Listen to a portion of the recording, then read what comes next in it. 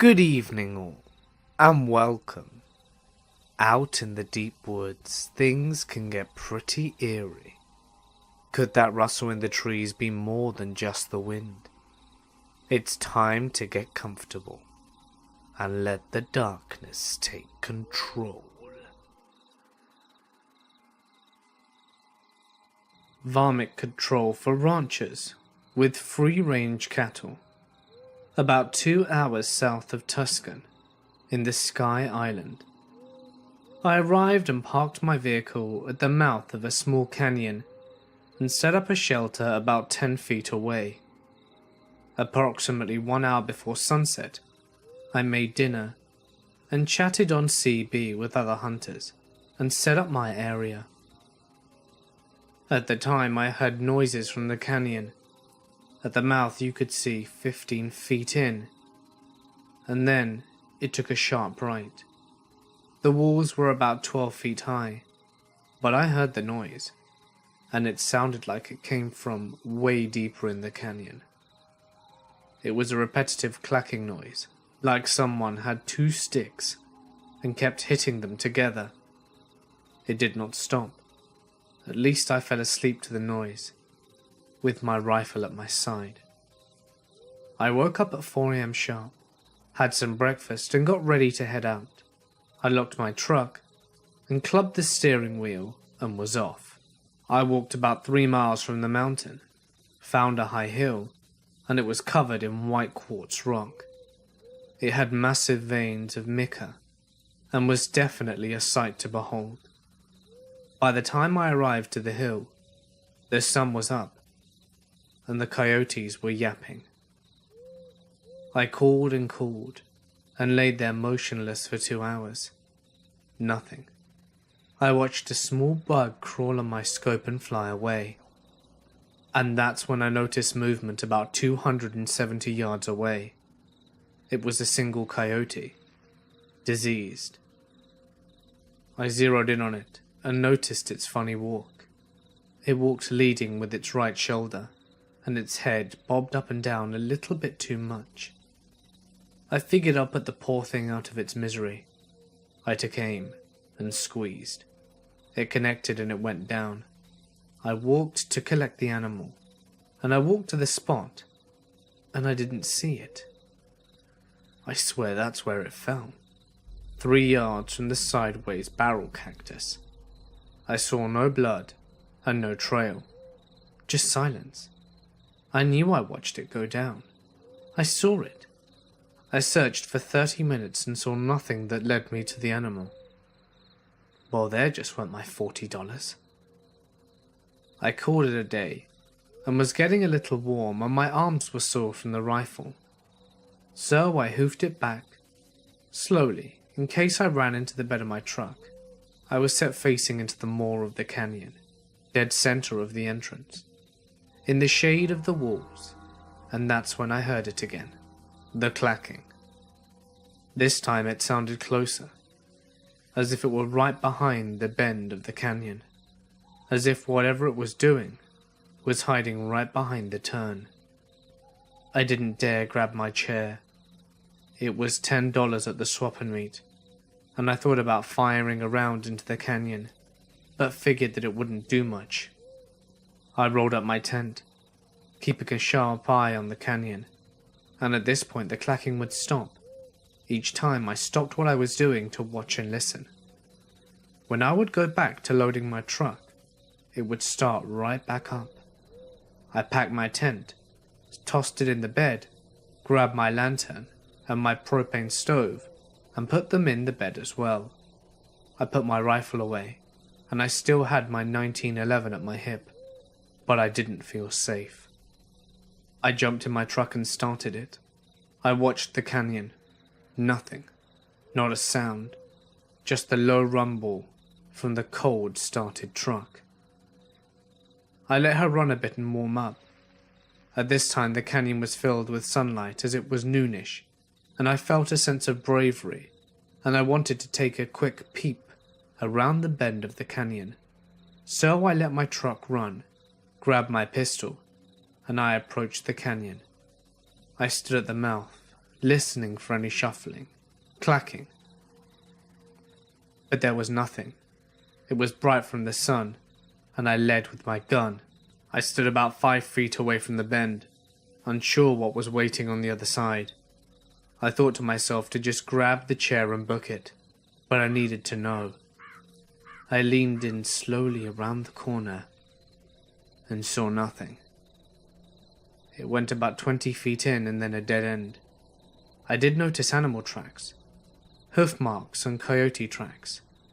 I didn't notice any animals during my stay, and these prints looked fresh. I stood at the corner facing down at the dead end. 2 very smooth rocks lay at my feet.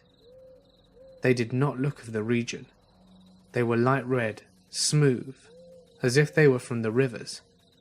I turned away, grabbed my chair and drove off. I felt as though I was being watched. I swear there were eyes on me, and they knew that I knew. I felt like a game, like they were the mouse and I was the cat. However, I wouldn't chase. Now I've encountered relics of Native American tribes in the area. Old clay pots, napped tools, smooth stones to grind grain on. But I had thought the tribes were long gone. I spoke to a good friend, a fellow called Hugh. His last name was Huerta. He came from the lines of tribe members. His mother and his grandparents 100% Pascua blood. His father was Mixtec, and he spoke of the medicine men that would curse animals and was said to be shapeshifters, evil beings that were turned the wrong way from the magic. He said what I had experienced was from one of the spirits playing games to get me away from their lands. He said he'll have his abuelo pray for me and that I should stay the night at his parents' house, and was blessed so that I would be safe. And so I did. So a few weeks later, me and my friend Hugh had a day on our schedule where we were both free and had time. We made the day to head out to the spot and maybe look for clues or see if the rocks were still there. Hugh said his elders would disapprove of this because it attracts bad spirits when one messes with them. He felt like the area needed closure, that a prayer would maybe cleanse the spot of the evil. So we made a lunch, loaded some supplies, and headed out around 2:30 a.m. We arrived just as soon as the sky began to lighten up. It was still dark, but to the east the sky was waking up. I drove and stopped the truck about 300 yards away from the canyon. It was silent in the desert. Not even a cricket was chirping. No birds were singing.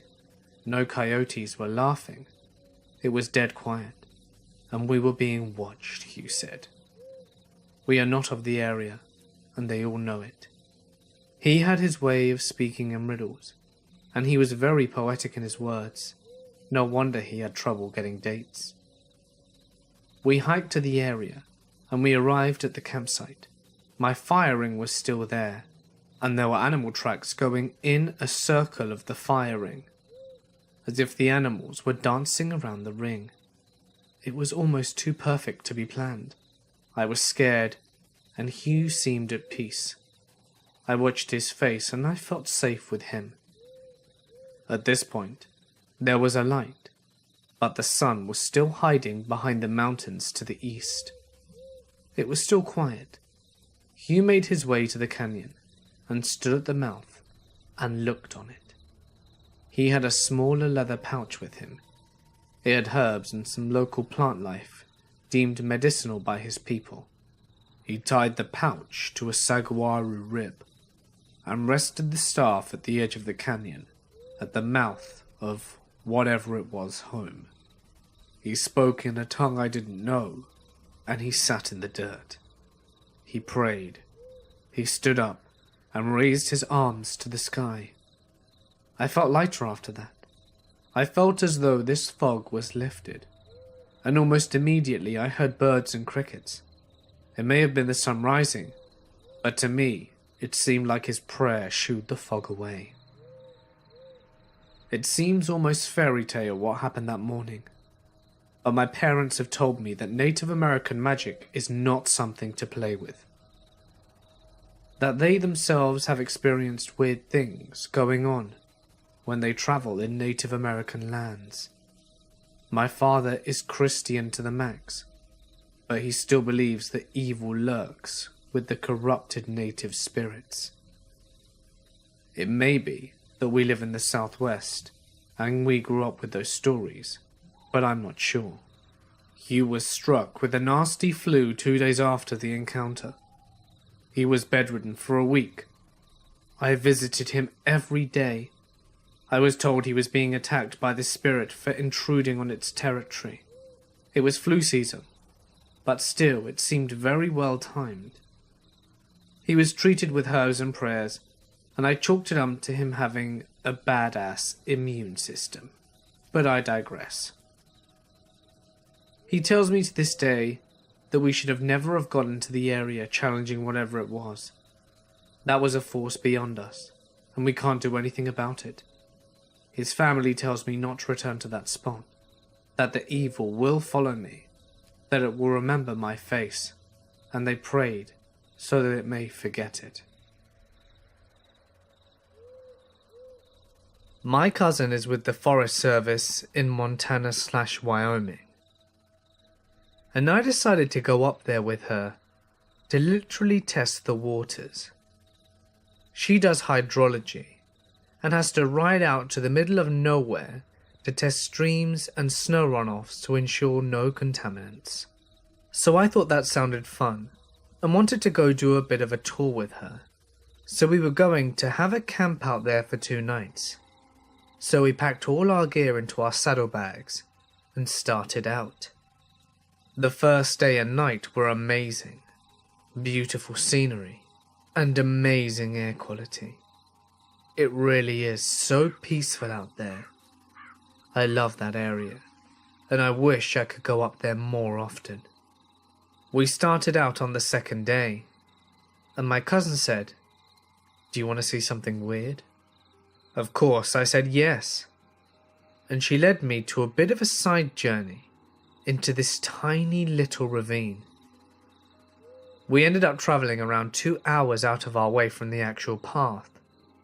At the very end of this fold in the land, she dismounts and tells me to get off my horse.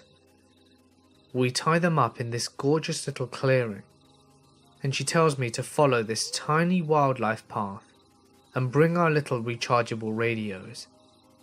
It's one of those that you can plug in or wind up. It also acts as a lantern if you really need to, but it kills the batteries very quickly. I do, and out in the middle of nowhere, there is a huge coil of wire sticking out from the ground. The wire itself was not weirdly large, like someone buried a transmission wire, but small, like a 10 to 12 gauge wiring for a house. It trailed off into the bush and trees, so naturally I decided to follow the damn thing out of curiosity. My cousin trails behind me as I do, and this wire, after coming up straight from the ground, is strung across limbs of trees, then back off into the ground, and it snakes around rocks, and finally dead ends into an outlet. The outlet is mounted on the side of a desk. It looks like a school teacher's desk from when I was growing up, with a metal base and a pseudo wood/plastic top thing. No chair, no building, no nothing. Just this outlet and a desk. I'm staring confused as hell. Why is there a desk in the middle of a forest? And then my cousin takes the radio, pulls out the cord and plugs it into the outlet. And then it just lit up and started blaring static. The wire was being fed from somewhere. Now, the place where we were had absolutely no road access, and no buildings for many, many miles, with no other people around, and yet there was a live outlet. Weird as shit.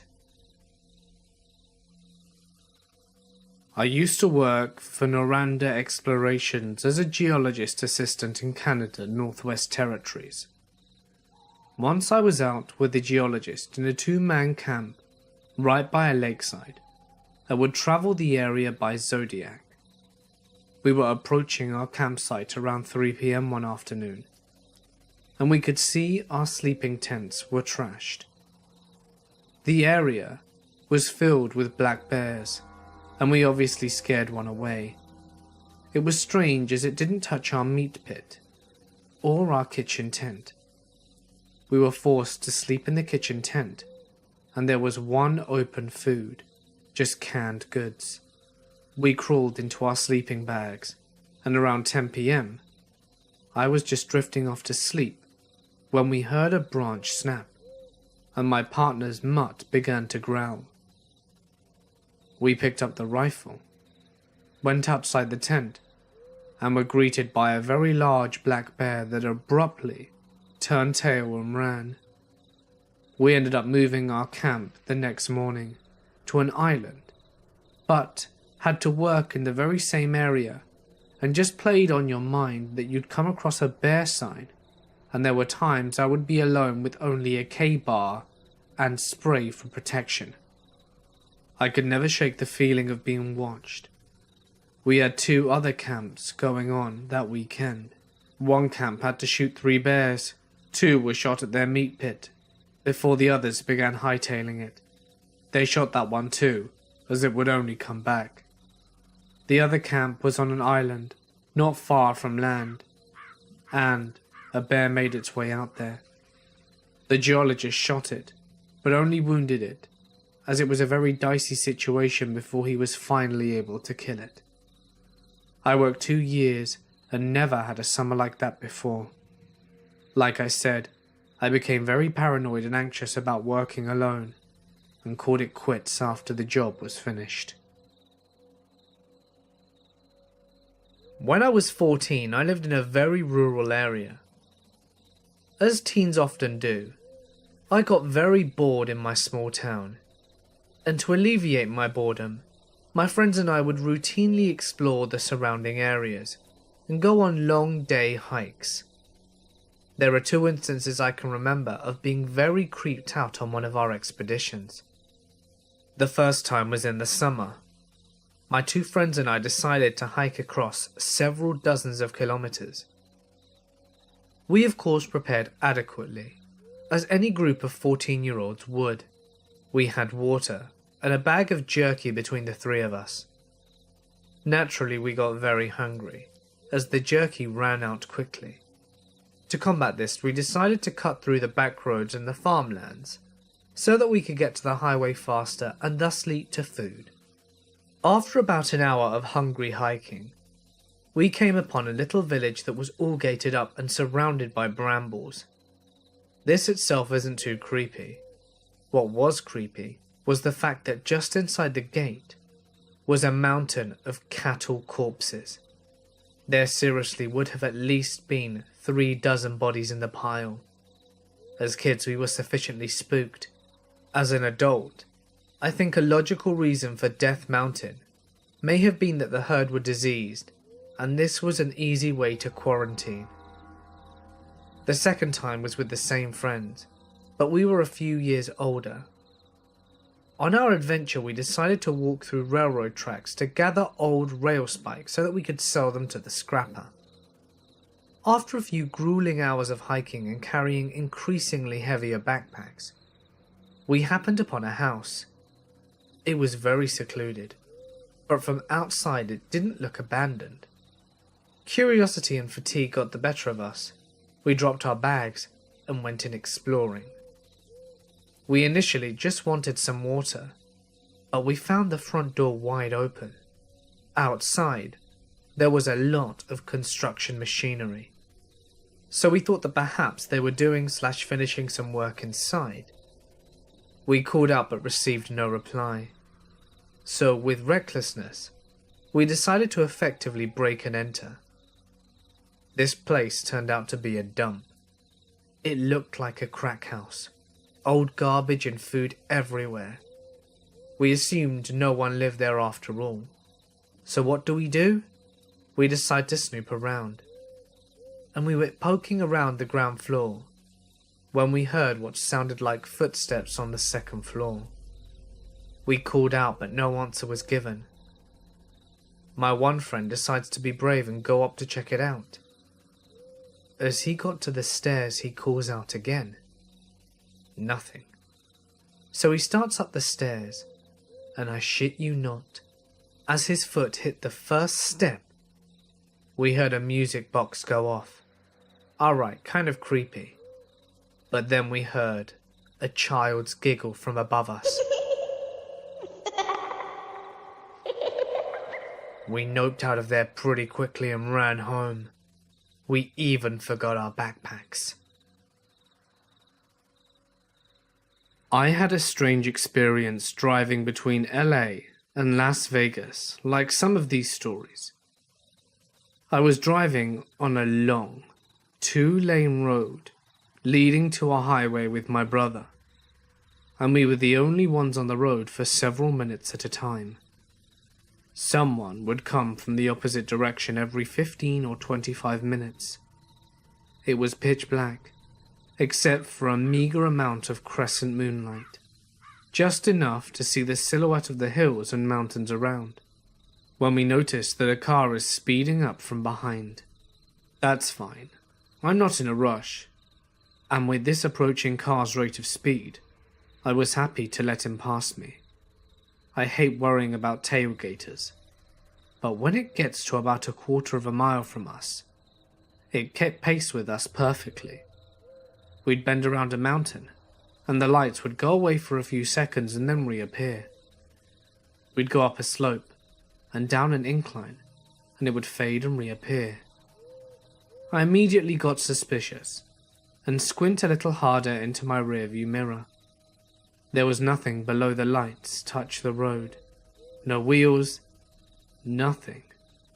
The lights seemed to be connected, like two orbs connected by thin arcs of electricity. I noticed my brother looking at it too, and I just mutter, "Does that look like..." I couldn't really form a good sentence at this point, and he nods at me, and we laugh nervously, not knowing what else to do. After what felt like an eternity, it just stops in the middle of the road and slowly fades into the distance. We never really spoke about it since, but I think I need to call him up to confirm we saw the exact same thing. I was a forest fire lookout in the summers during college. I went weeks between seeing another human sometimes. Some of the first things I witnessed or heard whilst doing the job are just flat unexplained.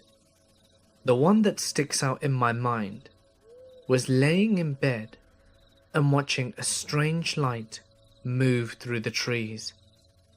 Figured it was a car headlights, until it went vertically up into the air and just hung there for 30 minutes. Just sitting 20 or 30 miles away, parallel with my tower. It was an elevation of 7,000 feet. I watched it until it dipped back below the tree line and never saw it again. At the time I was super creeped out, but chalked it up to another one of the dozen things that I could have seen that I hadn't explained before and no one would believe. But the next day, another lookout called me on the radio, asking if I'd seen the same light. He was much closer but on the other side of it. He said from his perspective, after it dipped below the trees, it landed in an area he knew to be a lake that was only accessible by hiking or horseback. It stood out in my mind because it was the only strange light that summer that we couldn't explain away by either planes, balloons, or tricks of the light from cars. I have since wondered if it were a drone, but this was before they were really obtainable to hobbyists, and have never seen one with lights that could be seen from as bright as 20 miles away, or one that could hover in place for about 30 minutes around then. This is where things get weird. The lake where the lights settle down into, according to the other lookout, is a pretty popular spot for fishing trout. That summer, the lake developed some form of algae, or just something, and all the fish died off. They stocked it with fish, and they just kept on dying. No one remembers this happening before that summer that we saw the light land in it. It was like this for the next 2 or 3 months that I came back as a lookout. No fish could live in it. Just another weird story from my early 20s as a fire lookout. So this batch of new recruits are a week into their enlistment, and one guy wants to win the Best Recruit Award, and is trying his best to shine at every opportunity possible, bootlicking included. So it was past midnight in the wee hours of the morning, and the recruit is somehow awoken from his sleep. His bed is right next to the window. He begins to hear footsteps coming from outside the window, drawing nearer. He sees an older man in uniform walk past the window. His face he has never seen before. Assuming it was the duty office manager making his rounds in camp, in his grogginess, but still wanting to look good in front of commanders, he sits up and greets the man. "Good morning, sir." The officer stops in his tracks, turns around, looks at him, and says, "Good morning, soldier. It's still early, go back to sleep." The recruit smiles and says, "Thank you, sir," and lies back down to sleep. Only, at that moment, did the recruit realize something. His bed is beside a window, and his bunk is on the 4th floor. There is no way a man could have been walking outside the window, 4 stories up, in mid-air. Who exactly was outside his window? When I was a teenager, I used to go out camping by myself. I had a spot that I liked that was across a few fences from my grandparents' house out in the middle of nowhere. One of the places I cut through was a pasture full of cattle. Around cattle, especially cattle unfamiliar to me, I tried to be very careful not to spook them, but otherwise cows are pretty easy going. This was about a mile from my grandparents' house, and probably about 2 away from my destination. The last time I did this, I slipped through the fence to find the cattle already freaked out. They were insanely agitated about something that I wasn't aware of, so I stayed well clear of them as I went through the pasture. I had a good time camping that night and packed up next morning. As I went back to the pasture, however, there was this ridiculously bad smell.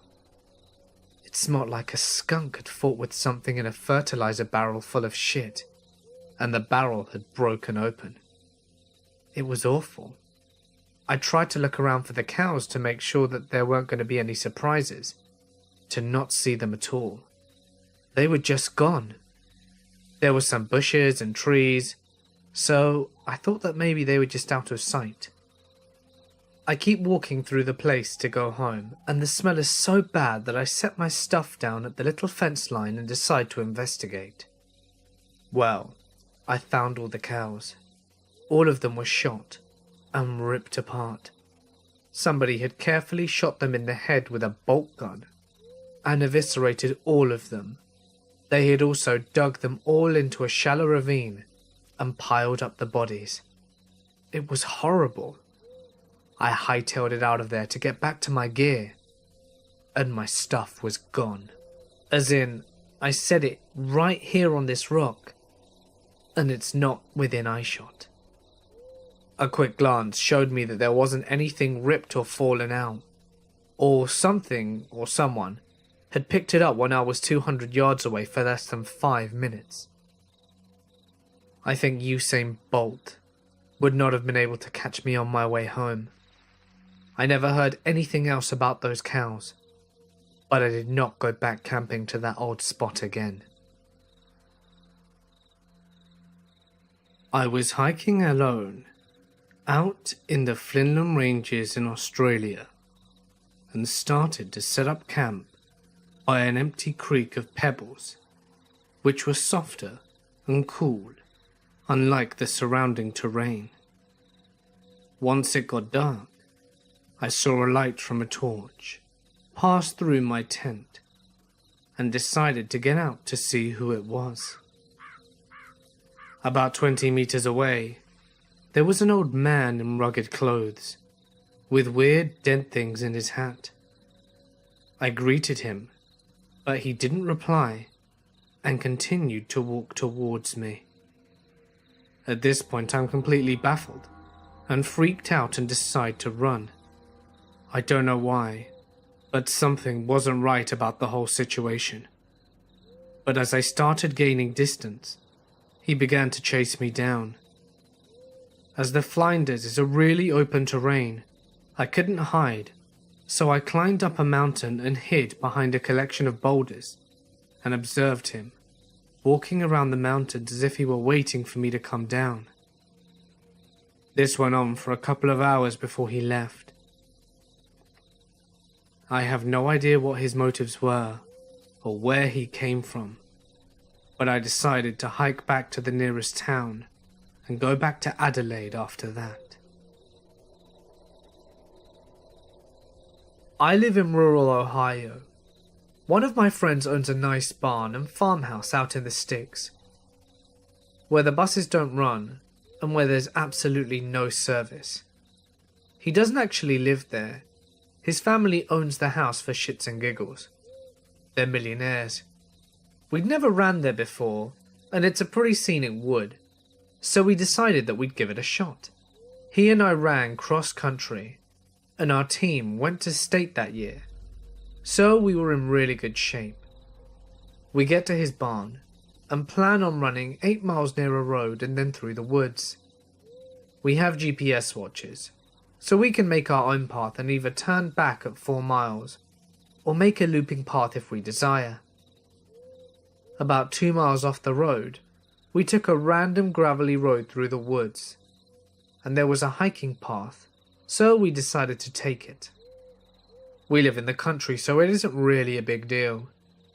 We've done this sort of thing before. I've gotten lost in the woods a few times throughout my high school, but we've never done it here, and we were so far away from home. I didn't run with my glasses and I'm as blind as a bat. I'm making good pace when all of a sudden I smack into my friend.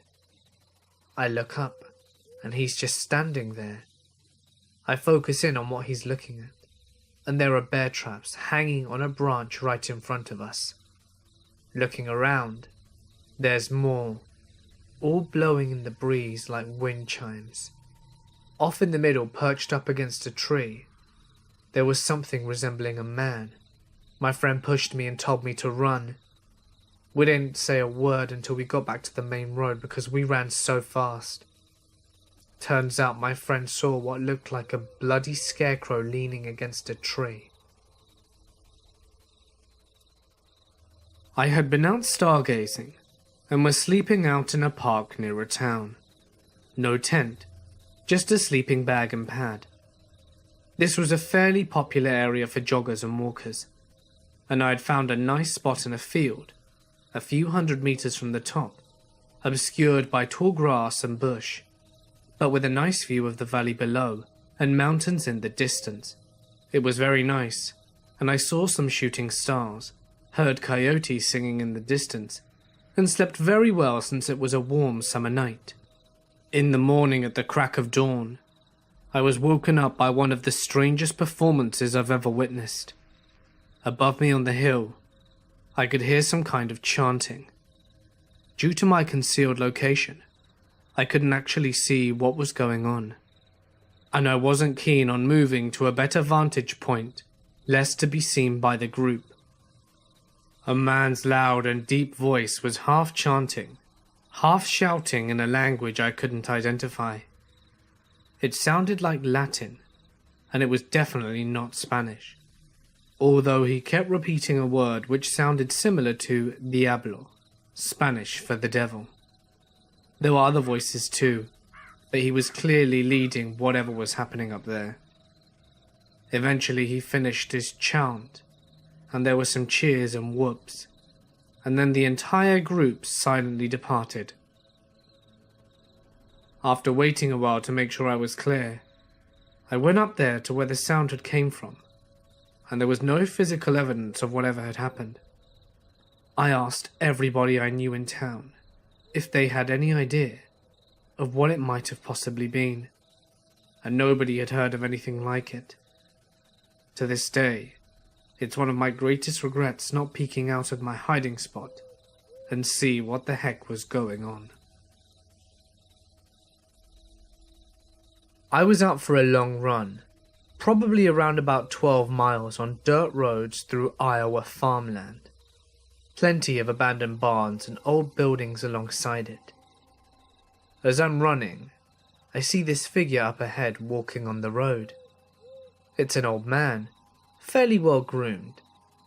I could have compared him to anyone. He looked a little bit like Jerry Sandusky, but greyer, and with more black in the corners of his mouth than eyes. He was wearing a white sweatsuit and carrying a plastic bag over one shoulder. It looked heavy and full. The man smiled at me, and I smiled back even though physically I was distancing myself as far away as possible from him. As I passed him, I began to feel dizzy and nauseous. His presence just felt so wrong. His smile was off. I actually had to swallow back vomit that had just began to climb my throat. My adrenaline had gone up, and my pulse was hammering. When I looked back after a couple of meters from distance, he was gone. I have no way to explain this. A few years ago, I was driving across the country and stopped at Prairie Creek Redwoods State Park to camp for the night. I got in around 4 p.m.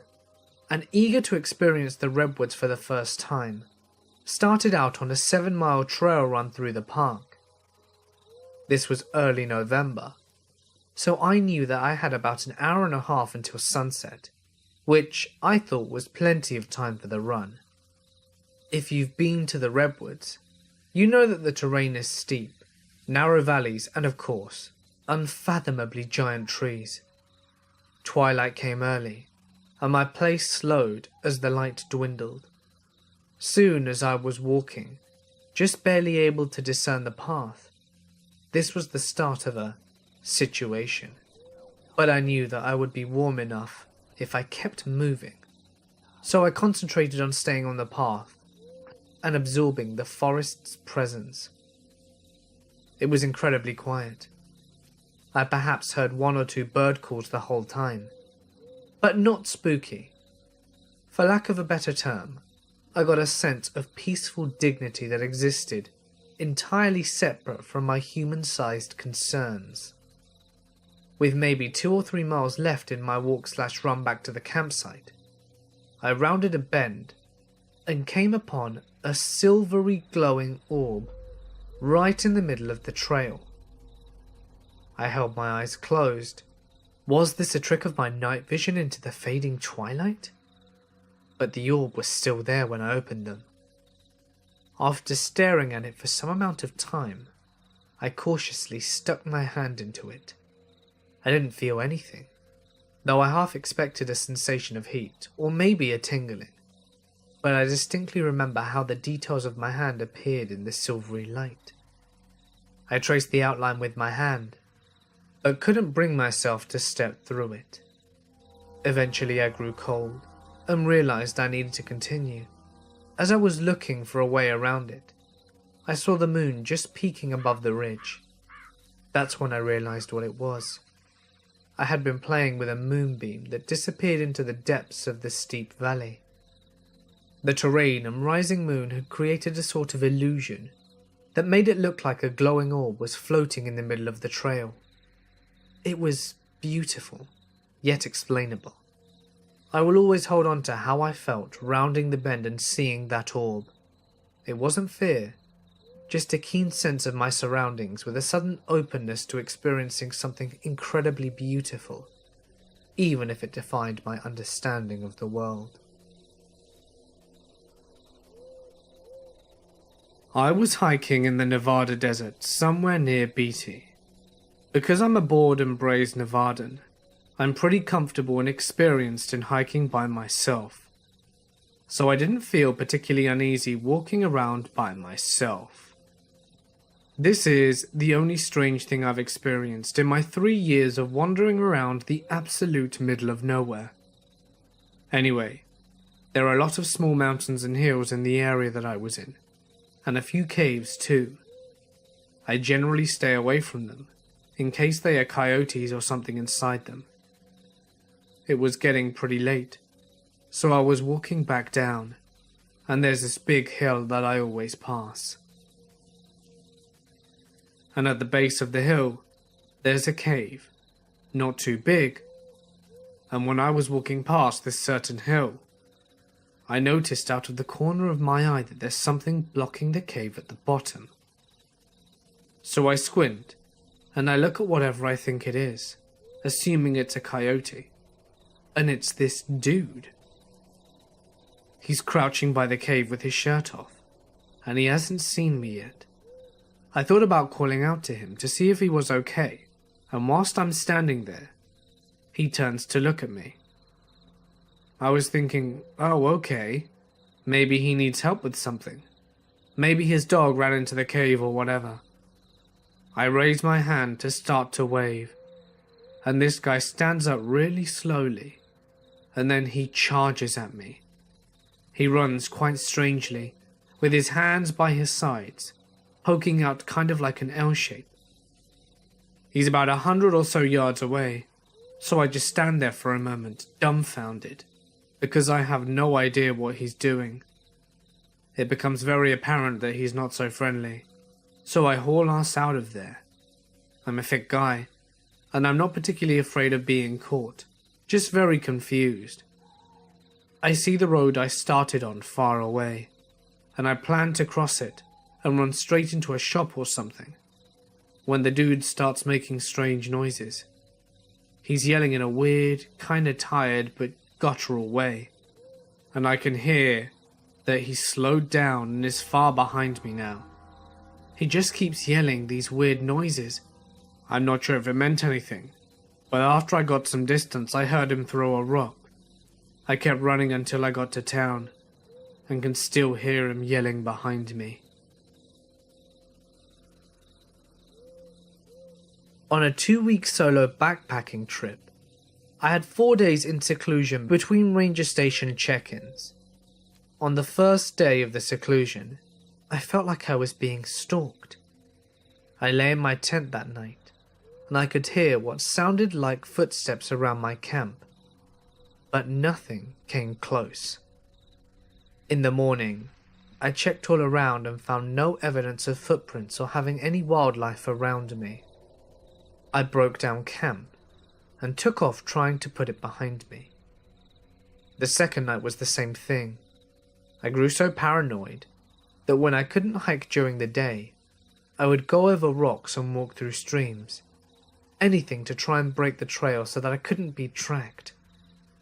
I'd go around a blind turn, and then sit there for an hour, waiting to see if anything would come up behind me. At night I couldn't sleep for more than 10 or 15 minutes before waking up. Finally I got to the ranger station check-in, and told them what I had been experiencing. I went and set up camp as close to the station as I could, and later the rangers offered me to sleep on their couch for comfort, as I could actually sleep. I accepted and stayed the night indoors. I walked out to my camp in the morning, and it had been destroyed. My tent was cut on the sides, sleeping bag ripped apart and turned inside out. The rangers came to report it, took pictures of everything, and I ended up getting one of the rangers to give me a ride back to base camp, so that I could go home the next day. Not sure what was stalking me, but it scares me shitless to this day. My uncle owns land in Zion Ponderosa Ranch in Utah. So the four of us went to go camp there for my birthday weekend. Zion Ponderosa Ranch is kind of like a camping community in the woods. There's a bunch of families there, and they all know each other, and it's a pretty friendly place. Everyone knows who owns what part of the land and stuff. Whilst we're camping, this average hillbilly-looking dude came to introduce himself to us. He told us his name was Brian, and that he was staying up in the road in the cabin, and that he was staying up the road in a cabin. Nothing too weird, so we welcomed him and gave him a couple of beers and fed the dude some tacos. A friend of ours, called Tim, who owns the land next to ours, came over to hang out. Tim knows everyone around, but has never seen this person before. This time, Brian introduces himself to Tim as Justin. Maybe a middle name. Then the mystery dude excuses himself to feed his neighbor's cat, and leaves on his ATV like a bat out of hell, and comes back in 5 minutes completely drenched wet. We didn't ask any questions, and in the 5 minutes that this dude was gone, another neighboring family came over and asked, since we were hanging out with the guy, if we could tell him to be more careful, since the family had children running around, which was completely understandable.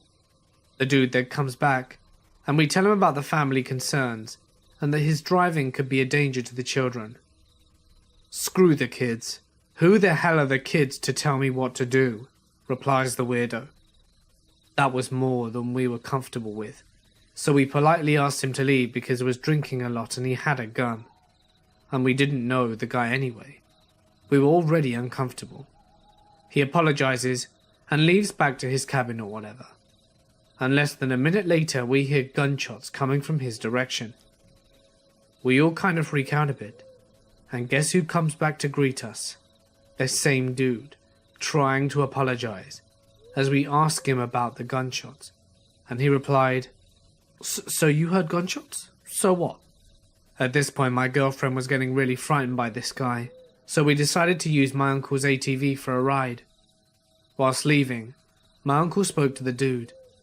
I blocked out their convo, but I definitely heard him say that he needs to take the Hitler stance on the subject, so they wouldn't walk all over them and destroy the country. When we got back, the dude was gone, and we went to sleep for the night. At 4 a.m, I was woken up by the sound of an ATV coming very close to our camp, and stopped there for a while, before going back the same direction he came from. I'm 90% sure it was from the direction of the crazy dude's cabin, and in the morning, we went to the office administrators to warn about the weird guy, and no one seemed to know about him. Fortunately, we never saw him again after that, but it still creeps me out. The danger that we were in with him being nearby. I was hiking through the remnants of a remote, long-abandoned town and the surrounding area. To get as far into the woods that I was, you had to cross a fallen tree over a creek 3 separate times. I had just crossed the third bridge and was about 5 miles in, and something blue caught my eye just ahead of me. There was a man in his late 60s wearing blue satin pajamas sitting in a tree. The closer I got to him, the louder he laughed. It wasn't a maniacal laugh, but it set off alarms in my head nonetheless. He also wasn't wearing any shoes and looked very well groomed/cleaned. I gave him a friendly nod as I passed and he just kept laughing. Then it stopped. I turned and he was gone. No branches cracked, no plants rustled, no sounds were made. He was just gone. Still rubs me the wrong way.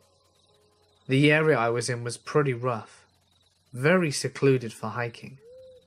Not very many people venture as deep as I did that day, and I still have no idea what was going on there. Not me, but my parents. They went camping on their honeymoon 20 years ago. They went to the Garden of the Gods. This is in hick country, southern Illinois, where everyone is related. But they're walking in the trails, and they stumble upon a dead body. Thinking it was a joke, they'd walk over and immediately realize that this is in fact a real dead body. My mother pushes my dad over to get the hell out of there. They go to town, which is about 25 minutes away, and tell the police chief there. He thinks they're just messing with them, since they're both young, about 18 and 19, and he finally decides to check it out after they've been hounding him. They get there, and it turns out that the man was laying there dead for the past 4 days. I grew up in a very rural area of the Deep South, and spent most of my time riding horses alone in national forests and expensive private properties that bordered our house. There was an old abandoned house, 2 miles ride through the woods from me. I often rode by it on my journeys through the woods. Sometimes I tied my horse up, went inside and explored. But there was nothing really of interest. There was just trash, and things that looked like electricity bills from the 80s. I think an old woman used to live there based on some pictures that I found. Time went on, and I went away to college, taking my horse with me. I no longer rode past this abandoned house after graduating my college, and my horse and I moved back home for a little while, and I decided to go back to explore the area again. So I rode my horse the 2 miles through the deep woods to get to this house, which itself is probably 1,000 feet from a lonely gravel road that cuts through the forest. It is very secluded and almost creepy. The house is about 3 miles away from a paved road. I am less brave than I used to be, so when I entered the house I felt out of place and slightly scared. But I used my cell phone light to explore the rooms anyway. A lot was just as I remembered, but right as I was about to leave, I found half a skeletal calf in the corner of the entry room. I have no idea how the calf got shut inside a building. The doors were firmly shut when I approached it, and also the screen door opened one way, so it was impossible for both to be open at once for some creature to accidentally wander in. Furthermore, the nearest cow pastures were a good bit away from the house. I left the abandoned house with the image of my head of some deviant, cruelly trapping a calf in there for sick purposes. I hope I never have to meet the sickos who did that. Hey guys, it's Mort here, and thank you so much for listening. We've got some big videos coming soon. A lot of amazing stories I've been saving up for December. Especially those longer ones you guys love so much. So, a lot to look forward to. Don't forget that the merch store is back. So head on over there for some sweet Mortis Media themed apparel. Something warm to wrap up in this December. As I mentioned yesterday, my brother just relaunched his history-based YouTube channel, and it would mean a lot to me if you guys would check it out if you're interested. You can find a link in the description or at the end of the video. And remember that if you enjoyed today's video, please consider dropping a like and leaving a comment. It's a really great way to help support the channel, and I appreciate it tremendously. And if you'd like to do something incredible to help support the channel even further, feel free to visit my Patreon. You can find the link in the description as well as the links to my social media. And if you want your story read on my channel, you can submit it as a text post to Reddit, or send it to me via email. Both links can be found in the description. But anyway, for now guys, I'm going to sign off. Stay awesome, and I'll see you in the next one.